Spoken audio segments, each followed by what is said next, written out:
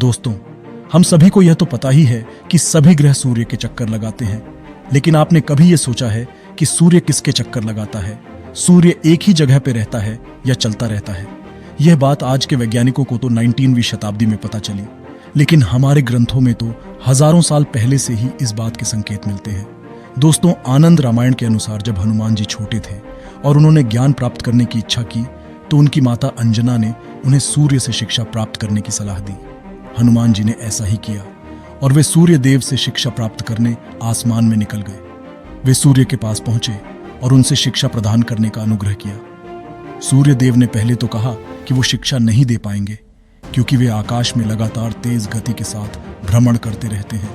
लेकिन हनुमान जी ने सीखने की दृढ़ता दिखाई और कहा कि वे उनके साथ ही लगातार बिना रुके उड़ते रहेंगे और साथ में उनकी तरफ ही मुख करके रखेंगे और शिक्षा प्राप्त करते रहेंगे। हनुमान जी की इस दृढ़ता और समर्पण को देखकर सूर्य देव ने उन्हें ज्ञान प्रदान करना स्वीकार कर लिया। हनुमान जी ने लगातार सूर्य की तरफ मुख करते हुए और सूर्य के साथ तेज गति से उड़ते हुए शिक्षा प्राप्त की। सूर्य देव ने हनुमान जी को वेदों, व्याकरण, खगोल शास्त्र और अन्य शास्त्रों का ज्ञान प्रदान किया और शिक्षा पूर्ण होने पर कई वरदान भी दिए। इस कथा से पता चलता है कि कैसे आकाश में सूर्य हमेशा तेजी से भ्रमण करता रहता है, लेकिन यह किसके चक्कर लगाता रहता है? अब बात करते हैं आज के विज्ञान की।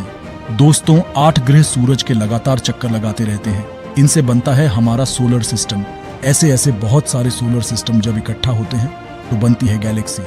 हमारा सोलर सिस्टम एक घुमावदार गैलेक्सी में है जिसका नाम है मिल्की वे, जिसमें हमारे ही सूर्य की तरह और भी खरबों सूर्य हैं और उन सभी के अपने अपने ग्रह हैं जो उनके चक्कर लगाते रहते हैं।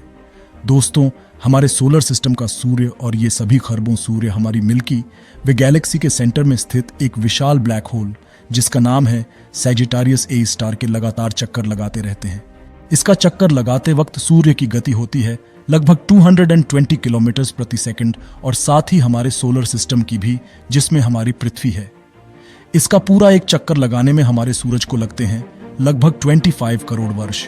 दोस्तों, इतनी तेज गति होने के बाद भी इतना ज्यादा समय लगना बताता है कि यह एक चक्कर कितना विशाल है।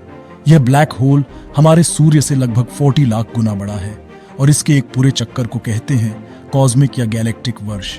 दोस्तों, ये सब जानकारी वैज्ञानिकों ने 1950 से जुटाना शुरू की और 2010 आते आते ये सब जानकारी पुख्ता हुई।